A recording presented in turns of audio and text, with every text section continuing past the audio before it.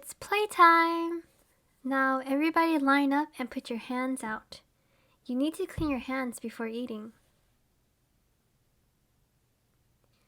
I want to share my earliest memory relating to having eczema. I was 5 years old. It was a day in kindergarten. I was excited about kindergarten. There were so many things to do, from cutting circles out of all these different colored papers, to create caterpillars, and then putting these little buggy eyes on them, to listening to stories about monkeys jumping on a bed, and then one falling off and bumping his head. I can't tell you that I remember my whole kindergarten experience, but there was a time in particular that I will always recall. It was snack and playtime.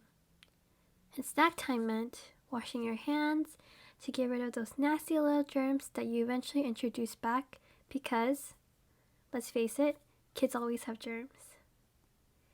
As I waited in line, I held my hand out, excited to get my prized graham cracker for the day. Although, I must say, the honey Teddy Grahams were the real deal back then.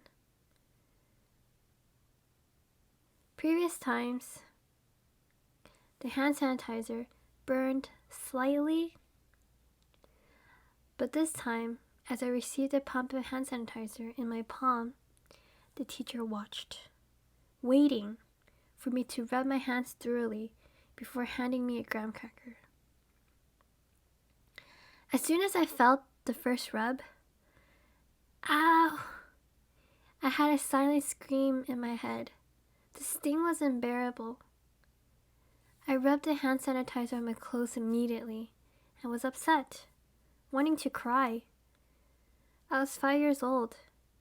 I didn't know how to explain what was going on, besides that it hurt.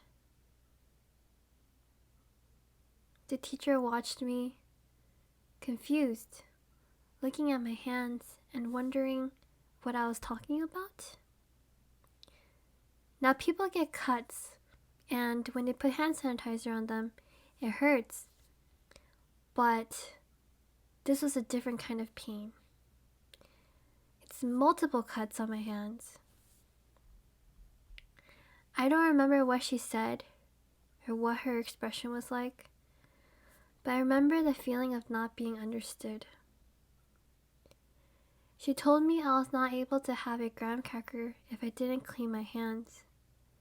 I didn't, and even now, don't blame her, but that was the moment of realizing that I was different from the other kids, because none of them had the same problem.